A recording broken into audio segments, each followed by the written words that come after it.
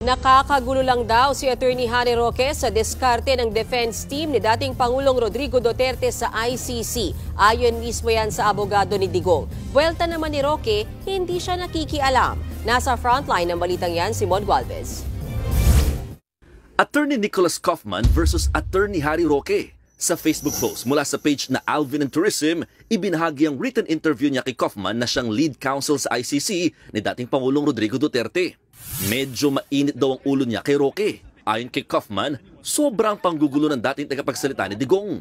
Kesyo sinubukan pa rin itong idemanda ang Dutch government para makalabas si Duterte gamit ang isang crazy scheme na halos ikapahamak pa rin ng buong defense team. Nang malaman pa rin ng Dutch lawyer na pugante si Roque, pinutol na nito ang contact sa dating presidential spokesperson. Dagdag pa ni Kaufman, walang may gusto kay Roque. Hindi raw interesado sa kanya si Duterte o kahit sino sa kampo nito. Wag na raw makialam si Roque sa kaso ni Duterte at bumalik na siya sa Pilipinas para ayusin ang sarili niyang mga gusot. Pero syempre, palaban si Roque.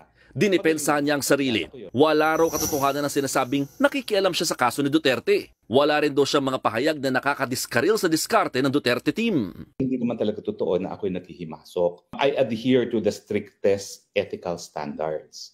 At alam ko na isa sa pangunahin talagang rule of ethics ay huwag maghihimasok sa kaso ng iba. Inamin din ni Roque na ginusto niya rin maging miyembro ng legal team ni Duterte. Pero hindi na nga ito natuloy dahil sa personal niyang issue. Pag sinabi ko kasi naghihimasok sa kaso, ito yung kaso na hinahawakan ni Kaufman sa ICC. At mula naman na naging malinaw sa akin na ayaw niyang makipagtrabaho sa akin, hindi ko naman pinagpilitan ng sarili ko. No? At binigay ko naman ng buong-buo kong tiwala kay VP Sara nung pinili niya itong si Kaufman.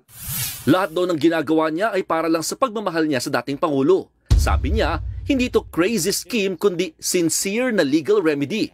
Ang gusto lang daw niya bilang isang foot soldier ng mga Duterte ay ang makabalik ng buhay si Digong sa Pilipinas.